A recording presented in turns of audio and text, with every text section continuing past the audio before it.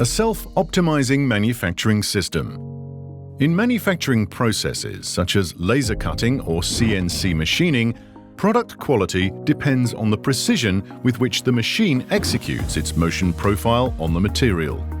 Yet real systems face unavoidable challenges such as nonlinear friction, backlash, flexibility, and other unwanted dynamics that compromise performance.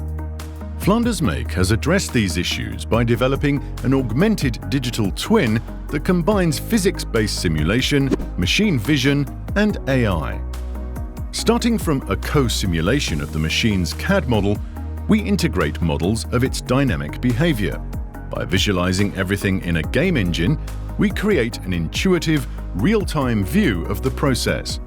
Machine vision evaluates the product using quality descriptors that measure how accurately the process is performed. AI then links motion data to product quality to enable prediction and correction.